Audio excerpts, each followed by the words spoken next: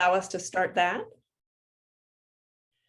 I'm Lauren Kilroy-Eubank. I'm the Dean of Content and Strategy at Smarthistory, and it's my pleasure today to introduce our last speaker of the series. Today, we're going to be focusing on this incredible embroidered textile from the late 18th or 19th century in India, and hearing about some ways that we can incorporate it into our survey courses. And our speaker today is Dr. Cristin McKnight Sethi, who is a professor at George Washington University, where she teaches courses on a wide spectrum of Asian art, most especially South Asian art. And it's a pleasure to be hearing from her today. Just a reminder that if you do have questions, which are very much encouraged, to please just post them in the Q&A, and then we will, I'll help field them to Cristin once she's done talking. So for now, I'm going to turn it over to her and mute myself. Okay, thank you, Lauren. Can you see me and everything that I've presented on the screen thus far? It looks great, and you sound great. Great. Well, hello, everyone, and good morning, good afternoon, good evening, wherever you are. My name is Cristin, and I'm really excited to talk to you about this textile, this object, which is known as a roomall, which we can translate perhaps as a coverlet, although sometimes the word roomall is translated as handkerchief, but as you can see, this is much more than a handkerchief, we might imagine. But it was made, as Lauren said, it was made sometime between the 18th and 19th centuries. We don't know exactly who it was made by, but it was probably made by a woman who was living in one of the Rajput courts of the Pahari region, which is currently in the state of Himachal Pradesh in India. And I'm showing you here a kind of district map of that state. And the sort of Pahari region historically, but even before the states of India were formed, was a kind of mountainous region that then encompassed parts of the Punjab hills and parts of Himachal Pradesh. And Chamba, which you can see on this map here, this sort of district in orange, was one of those Rajput kingdoms. And very often textiles like these were associated with the kingdom of Chamba. So they're oftentimes called Chamba rumals, though these kinds of textiles were actually made all over the Pahari region and not exclusively in Chamba. So this object, this rumal, it's made, it is a textile, and the base fabric is cotton. It's plain weave cotton fabric, and then it's embroidered with silk floss in all of these wonderful colors that we'll get to look at in closer detail in a moment. And the embroiderer created the images that you see, the figures and those floral forms, using a double satin stitch, which is really like a nice long float of that silk thread on that base fabric, which creates sort of nice patches of color. It's almost like painting with thread, creates a nice sort of sheen and thickness to those stitches. And you can sort of see by the dimensions that I've given you here, this rumal is approximately 3 feet square. So you get a sense of sort of how big it would have been. And it was likely historically used in a ceremonial context to cover, to sort of place as a covering over a gift or an offering, sometimes during wedding ceremonies. This is a contemporary rendering of how people might use rumals like the one I was showing you. And we have some historic sort of earlier evidence for this practice. If we look at Pahari paintings, and here I'm showing you a 19th century painting of Rukmini, who's one of Krishna's wives preparing for her wedding. And we can see in this female figure here, I've got a detail, that she's carrying a tray, perhaps with gifts or something special for the ceremony, and there's a fabric, a sort of embellished textile that's covering that tray. So that's really what this object was probably used for originally. And the reason I like this object, and I like to teach with this object, is because of the embroidered depictions that are on this textile. And the theme of this rumal is the 10 avatars, or the 10 avatars or manifestations or forms of the Hindu god Vishnu. And avatars literally means the sort of divine that has come down from the heavens. Um, and, and we often encounter, we certainly encounter Vishnu a lot in art from South Asia, and we often encounter some of his avatars, including some who we're going to look at here. Um, so, there are a number of reasons I like to include this object in my courses. It does present a kind of complex iconography. It also, and we'll sort of get into that and what we're looking at in this object. It also, I think, visualizes religious themes and characters really well. And that can sometimes be a challenge for students who are new to South Asian art, is particularly when we look at depictions of Hindu gods and goddesses, is trying to sort of keep all the figures, get their names straight, and make sure they understand their characteristics and the stories connected with them.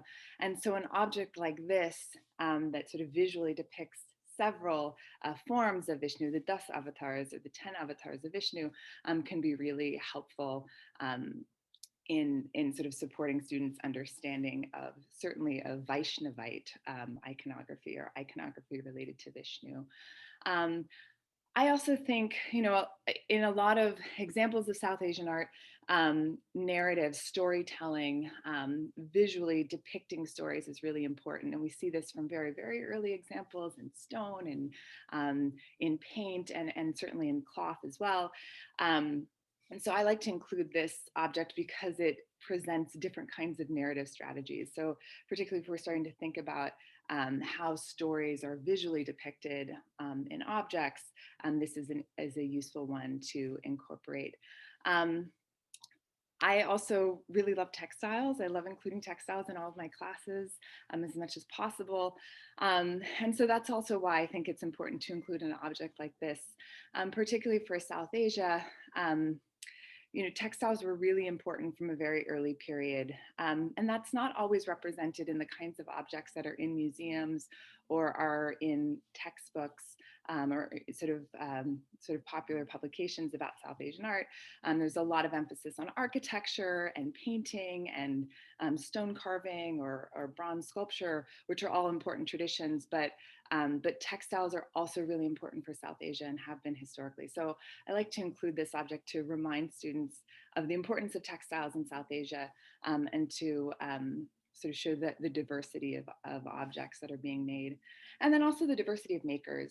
We don't know the name of the person who made this roomall, but as I mentioned before, it was likely created by a female embroiderer or a woman living in the Pahari region.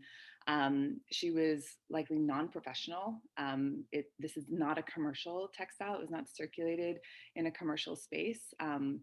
We don't have her name, but we have many, many textiles that are connected to this tradition. And so I think including an object like this also can show students that there really were a diversity of makers, both sort of professional and non-professional, working in a variety of settings, both in sort of professional artist studios or workshops, as well as in homes. So it shows the sort of many different contexts in which things are being made as well. And in terms of courses, I use this object in a number of different courses. I teach kind of introductory survey of South Asian art, and I include this object in that. I also do a sort of broad introduction of Asian art, and this object could work well in that class as well. I have also included it in sort of a global survey of art, particularly a kind of before 1850 introductory course. And actually in that course, in that sort of global survey, I don't teach things chronologically, but rather thematically. And so for me, this object fits nicely in with potentially with a couple of different themes. One's is sort of systems of belief. Another one is imagining the world. So you can sort of play around with different ways that you can engage with that. And then other sort of more specialized seminars on craft and gender that I teach, or even courses on textiles. So it works well in a variety of those contexts. I think also if you were teaching a methods course or historiography course, an object like this could be used as a kind of case study or as an example for thinking about iconography, or also thinking, as a comparison with thinking about other narrative strategies. So those might be other ways to incorporate it. So in terms of how to teach this object, and actually how I teach all the textiles that I introduce to my students, is I start by really looking closely, doing some good visual analysis, looking at the overall composition, and asking students to consider kind of what they see and describe what they're seeing, and what kind of visual cues yield up when we look closely at this object. So here, we see 10 scenes that seem to be framed in these kind of oval shaped registers. And we see some lovely floral tendrils and vegetal forms that are sort of surrounding those registers. And those floral forms are really typical of embroidery from the Pahari region, from these, roomals from the Pahari region. But it also seems like each of these registers or these scenes kind of stand alone. They seem to be sort of, they're certainly separated from each other with that sort of multicolored oval border, but they also seem to be sort of distinctive from one another. So that itself, when thinking about narrative strategies, that is an interesting example and different from other kinds of continuous narratives that we might encounter. So I also then really like to focus on process and materiality and ask students to think about the materials that were used in creating this object. Now, the several times when I've taught this object, I've been able to take students to look at it. It's at the Textile Museum's collection, which is part of the George Washington University. So we can get really up close and personal and look under loops and really get a sense of the materials made. But even with photographs, I think you're able to discern a lot of information about the materiality and the process by which this was made. And some of the questions, that I ask students is not just to identify things. Okay, it looks like we've got silk thread in multiple colors, and we've got this sort of cotton base fabric. But I also ask them, like, why would it be useful to make an object out of cotton and silk? Why would this object be made out of cotton and silk rather than, say, stone or paper? What are the advantages that cotton and silk might have over other kinds of material? And I also like to, with textiles, sometimes we forget their sort of three-dimensionality. So I like to encourage students to think about certainly the original use context that this object would have been incorporated into, wrapped over an object. So suddenly what appears flat and two-dimensional on the table or on a screen has volume, has movement, has three-dimensionality to it. But even the stitches themselves, there's a kind of thickness to those satin stitches, which give a little bit of a three-dimensionality to this object. And we can think about the diaphanous quality of that base fabric, which you can see how kind of almost threadbare it is in some places. So asking students to think about that, and also thinking about how things like the color palette, might have been affected by the choice of materials, right? Using silk threads to create the flowers or to create the forms, different from, say, pigment. How might that have affected what we're seeing? I just wanted you to pause. The recording got paused, and now we're good. Sorry. Okay. Do you need me to repeat anything? No, you're okay. It's all good. Okay, awesome. So these are the kinds of things that I would ask students to think about, and then also thinking about how these things might be made in terms of the practice of embroidery. Then we'll look usually at sort of the rendering of the figures and the forms, sort of thinking about that question of style, and specifically ask students sort of what features are depicted in each of those on the textile. What things did the artist seem to prioritize, or what things were important for the artist? And here's where I also try and find connections to other things that we might have looked at in terms of the rendering of forms or how style is being handled. And as we'll see in a moment, we're going to go through the registers so we can sort of interpret what we're looking at. But we'll see that each register is reference to a much, much larger, longer, more complex story, but the artist has made choices in what she wanted to depict on the textile. And so it's fun for us to think with students about what the implications of those choices and why certain scenes of a larger story were depicted and not others. And so then we do usually spend time looking closely at each of those registers or those scenes. And that's really where we can start to think about iconography and then also make broader connections to narrativity, stories, or sort of myths that are connected to South Asia. And I've just listed a few that sort of easily come up when we look at this, though there are others, but the Bhagavata Purana is certainly an important one, an early text that talks about the life of Vishnu and the different forms of Vishnu, and certainly the Ramayana and the Mahabharata, both of which may come up more readily even in global survey courses, not just specific courses on South Asia.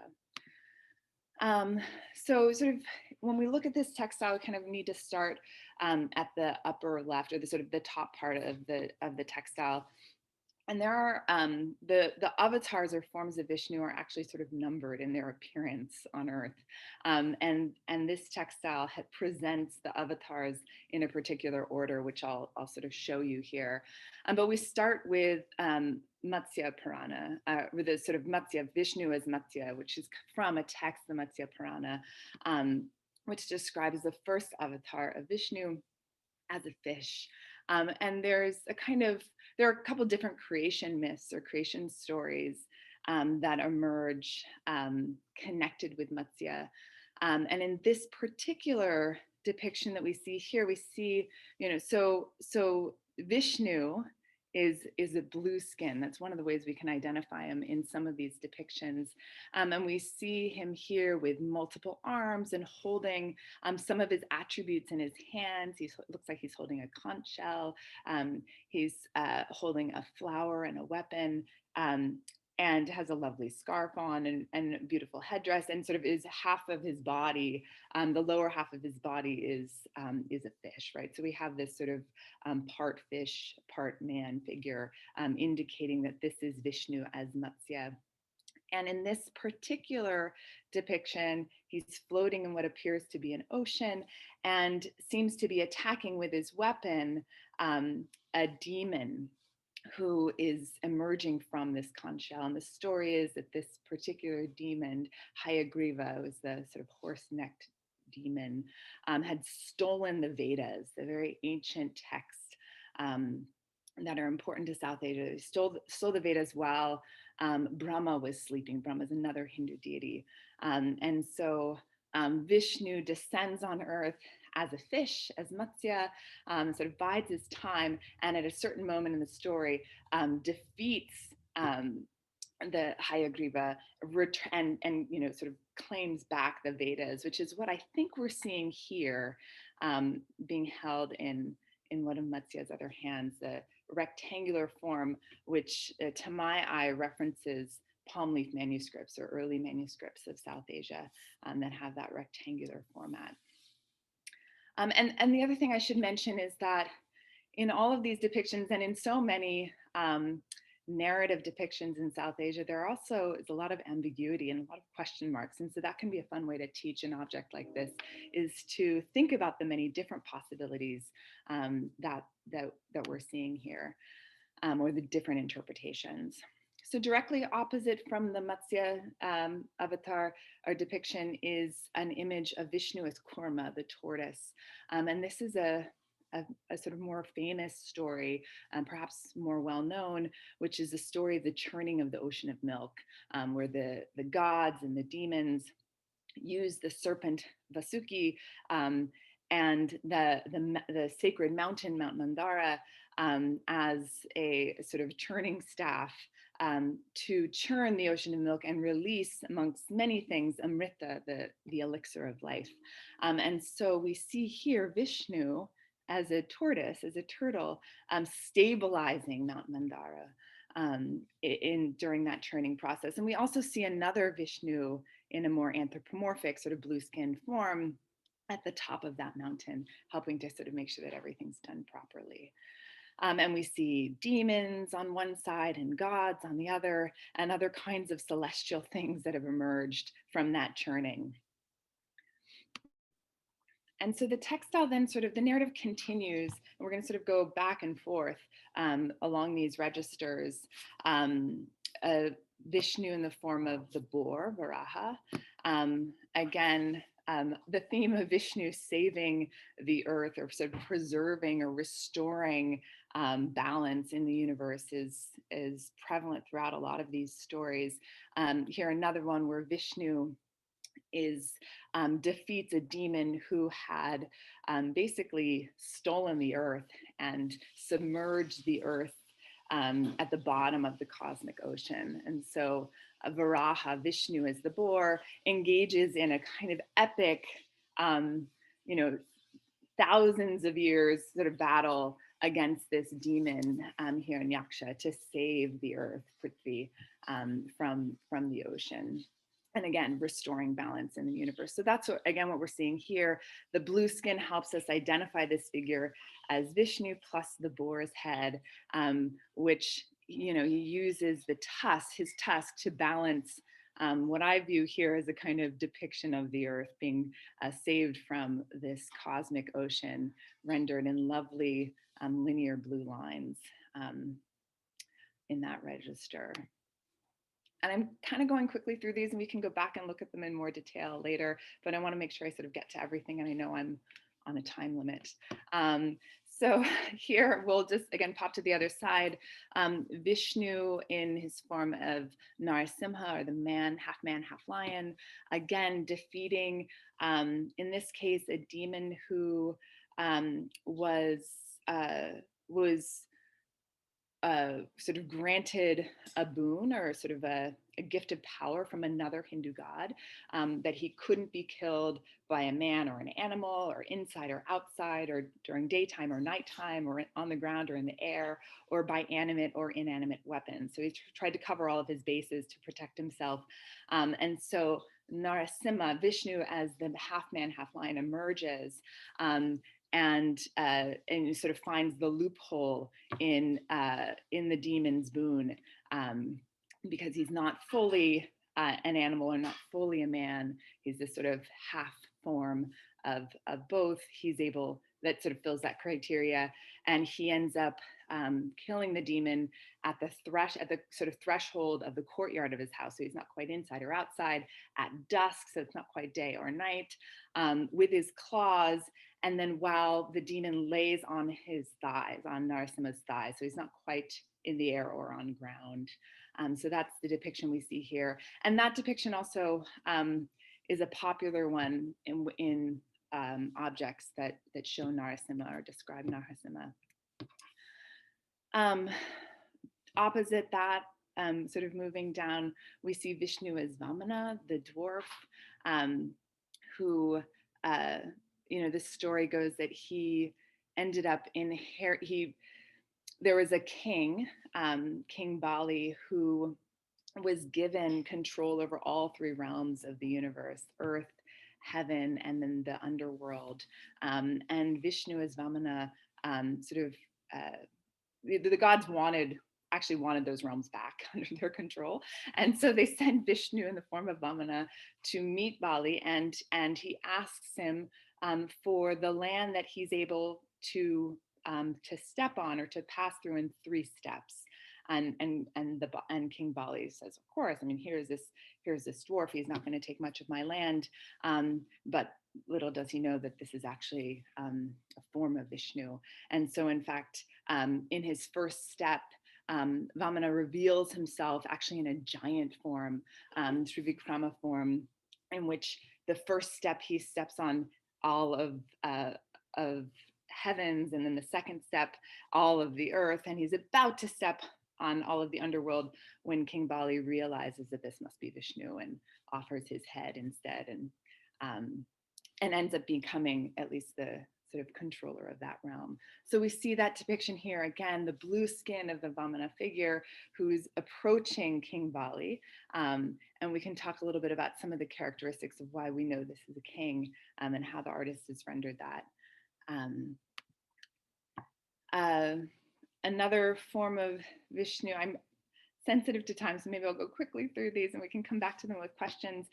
Vishnu in his form of Parshurama, a warrior with an axe who's trying to balance or subdue the sort of Kshatriya power, sort of Kshatriya overreaching. And there are a lot of interesting stories connected with Parshurama. He's a sort of interesting figure, not often depicted in art, but does come up in some cases.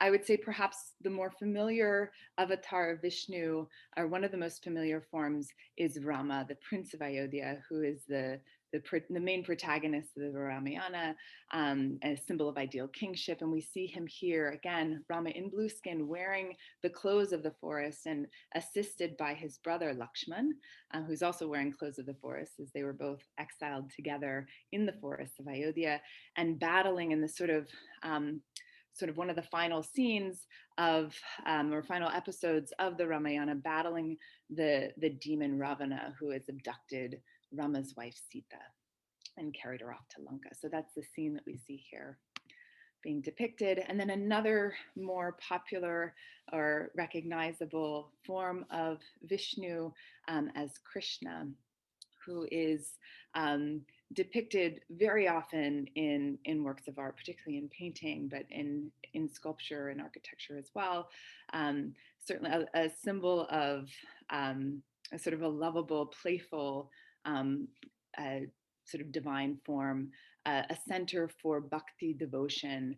And we see in this episode, typically we see Krishna and his lover Radha meeting in the forest, or sometimes fighting, or sort of lovers' feuds. Here is actually an episode where being depicted as Krishna's brother Balarama changes the course of the Yamuna River, which is the river that runs through the region of Braj, where Krishna grows up in the town of Vrindavan. So that's the episode we're seeing here. But again, lots of ways to connect to other depictions of Krishna in South Asian art. One of the things that my students always sort of get a kick out of and are sometimes surprised by is that very often, in some cases, one of the avatars or forms of Vishnu is the Buddha. And so we have here a depiction of the Buddha, of the historical Buddha, Shakyamuni Buddha, as the ninth avatar of Vishnu, a symbol of nonviolence, ahimsa, and we see him in a sort of meditative posture on top of a lotus throne. And again, we can talk more about what we see if during the Q&A time if people have questions. And then finally, the last of the 10 avatars of Vishnu is Kalki, who appears sort of at the end of each Kali Yuga. These are the sort of cycles of the universe, the sort of ages of the universe. And he appears on a white horse, and he then signals the end of the Kali Yuga, which is perhaps the most unfortunate of the eras, which apparently we are currently living in now. And then he starts the next age, the Satya Yuga, the age of truth. So those are the sort of depictions, the registers, the references that we have in this textile. And there are a lot of different objects that we can use to compare with this object. And that's certainly another way that I've connected this object to different parts of my curriculum and in different classes. And I'll just give you a couple of examples. There are other depictions of the Das avatars of Vishnu. Here's a 19th century Kaligat painting, sort of painted print version that's at the Cleveland Museum of Art. So there's certainly these kinds of objects. But then there are other depictions of great sort of famous stories, like the churning of the ocean of milk. Here I'm showing you the image on the right is from Angkor Wat, but that might be an interesting way to think about this textiles in relationship to that sort of sculpted corridor that we see at Angkor Wat, even making connections outside of India, and then also to important sites within India. Here, particularly if you're teaching a course on South Asian art, the caves at Udayagiri would be an important early site. And so you could think about the different ways in which a story like Varaha saving the earth from the deluge or from the ocean is depicted in these two different forms. And then also there are objects like the painting, which is also from the Pahari region that we see on the left side of the screen, and then thinking about how the textile is depicting things differently, or some of the similarities between these kinds of depictions, the relationship between Pahari painting and embroidery from the Pahari region, certainly is something that I like to discuss with my students. And then also with a figure like Krishna, there are just so many wonderful examples of various stories from Krishna's life that we see, such as this sort of Mughal period painting on the left of Krishna holding out Mount Govardhan. So that could be another way to bring the textile into your classes, if you're thinking about Krishna and other kinds of depictions. And then there's certainly other textiles, other Pahari roomals and other textiles that show some of the same themes here, showing you Rama, Lakshmana, and Sita in the forests of Ayodhya. So a similar tradition, but just to focus on that one form of Vishnu as Rama. So I will just end here because I think I've probably gone over time. I'm so sorry for that. But I'm happy to answer any questions or go back and look at other images, or to spend more time on any of the images that I showed. Thank you, Cristin. That was fantastic. I mean, what a incredibly engaging object, and I'm impressed that you were able to do it in the time that you did. There's so much one could say. Yes, there is so much. I mean, didn't spend as much time visual analysis probably as I would have in the classroom. So I can believe that. Well, we have a couple of questions, and I encourage people to ask more. And of course, I have lots of questions. The first one is that students often ask why Vishnu or Krishna have blue skin. And do you have an explanation for that? I've heard so many different explanations. So there's some references to Krishna as the dark one. So there's a kind of sense that his blueness is to indicate sort of darker skin pigmentation. And it's not just Vishnu who's blue. Also, we see images of other gods with sort of blue skin, or sort of sometimes sort of bluish gray skin. Shiva sometimes also appears with bluish gray skin. And there's stories about the sort of, in the case of Shiva, even that he sort of drank poison to sort of save the earth, and that turned his skin blue. There's other references to the fact that Shiva spends a lot of time in the cremation grounds and covers his body with ash, and that is the sort of blueness that we see, sort of the mark of an ascetic.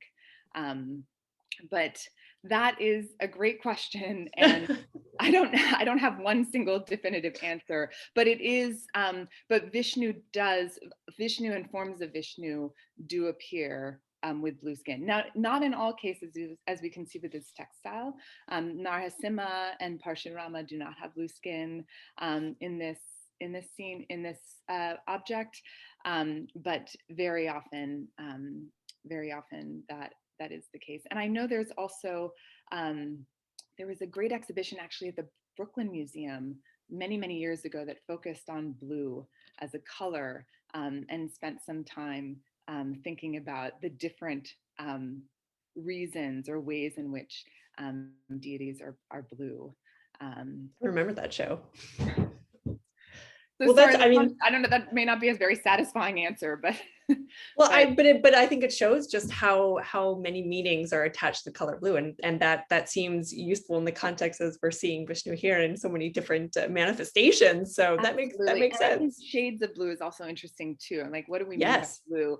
Gina Kim sort of has a new book about color, about pigment, and gave an interesting talk that sort of started by thinking about what do we mean by, sort of blue in figures like Vishnu, and what exactly are the differences between those blues. Yeah, and that's a good reminder also that when we say a color that we can mean different shades and hue, that's so fascinating. Well, we have another question that's not on the topic of blue, but it is about, do you see secular subjects on these textiles? Because, if this was a textile you say for, covering a wedding present, why Vishnu? Yeah, so a lot of the themes on the Pahari Rumals are usually Vaishnavite themes. So we see depictions of Rama, depictions of Vishnu in various forms, and a lot of depictions of Krishna, oftentimes in sort of frolicking, in sort of joyous play known as Leela with the gopis, or the sort of cowgirls. Milkmaids, maybe is a better translation. So there are certainly those themes, and we know that sort of bhakti, or devotional sort of worship, is really centered on the figure of Krishna in particular. So that's why there are a lot of images, and there are a lot of Pahari paintings that also focus on Krishna. So there's certainly in that region he's an important figure. But I have seen some more sort of secular, secular depictions, some that are primarily the floral tendrils, and not figurative at all. There are some themes that sort of seem to my mind to be kind of in between both a kind of secular and sacred theme. For example, there's a wonderful rumal that's enormous and likely never used to actually cover an object that's in the Metropolitan's collection, that's multiple feet, multiple yards long. And it's a depiction of a wedding procession, but one of Krishna's weddings. So there is a divine figure who's, a subject of the cloth, but of the depiction, but it's certainly not an iconic, an object to be sort of worshipped, and really neither is this one. It's not sort of iconic in the same way that you might think of how devotees might take darshan from a murti in a temple or something like that. But these are auspicious themes, and so it's sort of appropriate to have an auspicious theme, something connected to a deity or a divine form, to cover a gift or an offering. That makes sense. Yeah, and I just think also, I think there's a sort of wonderful way to think about like religious objects, or sort of like sacred versus secular objects, because this to me again is not an object that's worshipped in a temple. It doesn't have that sort of formal religious context, but it is it's part of social practice, everyday life in a way, certainly sort of special occasion in which divine forms are present and important to reference, but not worshipped as they might be in a temple. Yeah, I think that's such a important distinction to play around with, right? Because for exactly what you just described, I'm thinking about, images of the Virgin of Guadalupe that are utilized in a very similar way, for instance. Exactly. Well, so we have a couple more questions, such as, is this selection of narratives here a type of canon? Is this the canonical set that you would see? Yeah, so this is pretty typical for the Das avatars of Vishnu. Sometimes there are variations. Sometimes the Buddha does not appear, but sort of and is swapped out with another form of Vishnu. But this is a pretty is a familiar, or I'd say popular version of the Das avatars. Now, I haven't encountered many Pahari rumals with the Das avatars embroidered on them, but in terms of other kinds of depictions of the Das avatars or 10 avatars of Vishnu, this certainly sort of would be a familiar one and a good one to use for teaching. Well, and since you brought us back to the Buddha, can you just briefly elaborate more on that, like why he's shown as the Buddha and why that one might be the one that would be maybe there less often? Let's go back to him just because it's such a charming depiction. I think that the sort of there's a wonderful way in which Hinduism is, I think is it phagocytosis, that sort of scientific practice of sort of absorbing organisms into your body or into another body. There's a wonderful way in which I think Hinduism does that. It sort of incorporates or brings together various figures, various sort of standalone traditions. And we see this throughout South Asia when a local goddess that's very particular to one village or one town sort of gets incorporated into a sort of broader Hindu pantheon as a version of Lakshmi, or sort of a version of Parvati or something, or as a consort to one of the sort of big sort of popular Hindu gods like Shiva or Vishnu or Brahma. So I think we see that historically, this sort of incorporation of various local practices and local deities and divine forms sort of brought into the fold.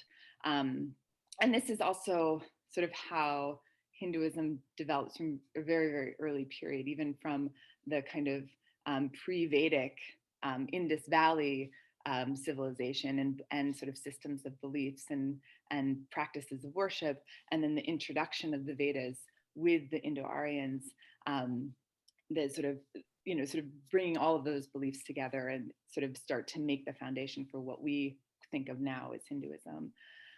So, I think that for those who do teach, Buddhism, there's also a way in which we talk about how Buddhism can be understood in some ways as a heterodox religion, as a kind of offshoot of Hinduism, as a way of rejecting in some ways certainly the caste hierarchy or the Varna system and the sort of hierarchy imposed by the Varna system, and a way for believers to, right, for the Buddha to, sort of find enlightenment, to find sort of the divine within oneself, and to find enlightenment without having to go through a priest to access sort of the divine.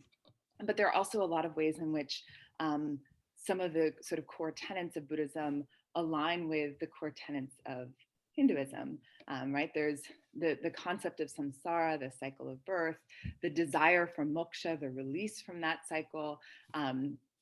These are sort of goals or characteristics that are familiar to both traditions. And so we do see how they are actually kind of in many ways sort of deeply connected. They'll have certainly in an artistic context, different iconography and different forms and practices of worship, but also a kind of shared lineage.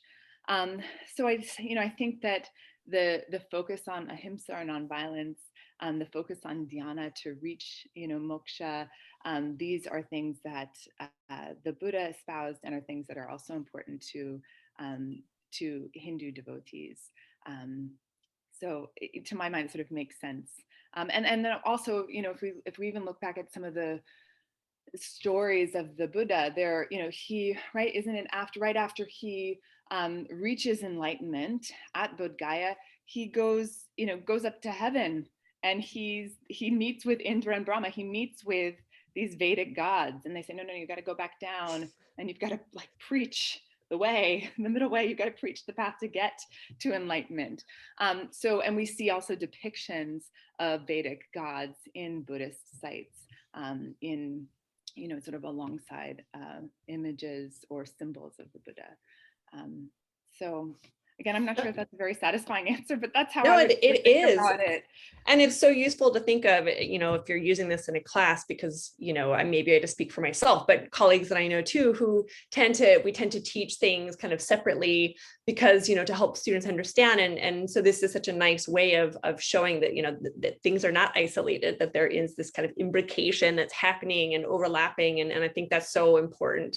I can see why your students really get a kick out of this because it's probably unexpected. Absolutely. No, absolutely. And Yeah. yeah, and I was just going to jump in really quickly, oh Lauren, yeah, to say that also I remember doing some work, I guess about 15 years ago now, in one textile community in South India, and one of the artists had created a dust avatars that included Jesus as one of the avatars of Vishnu. So there are also it's a perfect again, example. that desire to kind of incorporate many beliefs. For some, certainly sort of works with their approach to Hinduism. But yeah. That's great. And it actually leads us perfectly into what I think will be our last question for today. And thank you for staying longer. And that's it's a couple of questions and a question that it all makes sense. So how do we balance the complexity of teaching students to appreciate objects, the objects, art in a survey course, with also making them appreciate the intricacies of, say, mythology or divinities, such as with an object like this. And the person writing is noting that, thinking in particular of introducing objects in large classes with students of many different backgrounds, whether that's faith background, et cetera.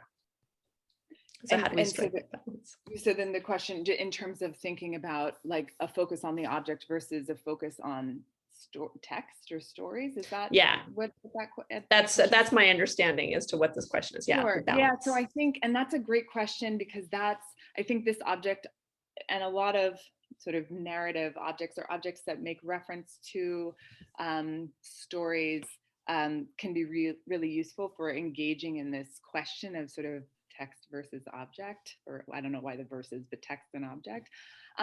What I would say though, in a South Asian context, I think it's maybe not entirely accurate to assume that the text came first, or that written word or written stories came first. In fact, all of those texts were really orally transmitted or orally passed down for centuries before they were ever actually written down. And so, I think in the case of this object, and I can just sort of pivot back to the whole thing if that's helpful.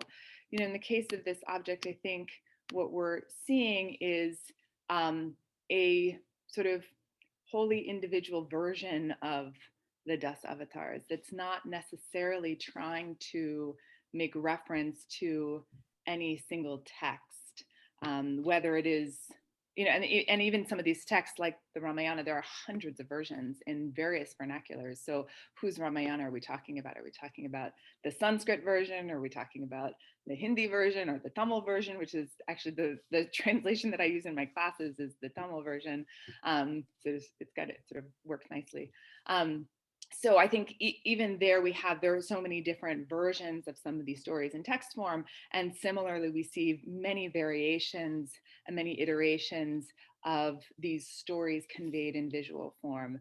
And so my view is that this object is not really about a text, but it's about these stories that are passed, from parent to child, or from sort of through the generations, and told like a bedtime story, sort of popularly circulating, but not sort of read from a book. Does that answer the question, Lauren? Did I get it? Yeah, I think when you're teaching this, say in your global survey class, like how do you balance teaching this as like an art object that students must know in terms of the materials, and then with probably people who have no sense of these stories, whether written or transmitted orally, like do you find that to be a challenge? Yeah, I mean, I think it is always a challenge for students to, for all of us to sort of like, sort of make sense of the sort of enormous complexity of the Hindu pantheon and the many, many, many stories.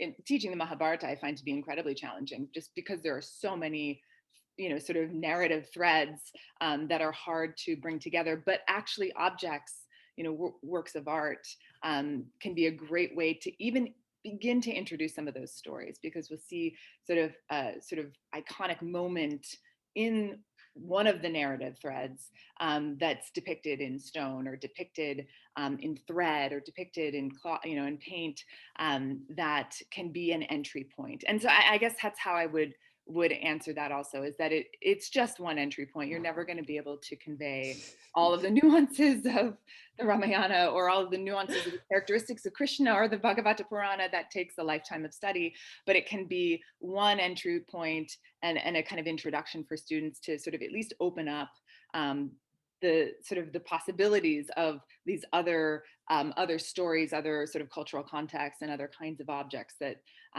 that can be, again, sort of fuel for future inquiries, I would say.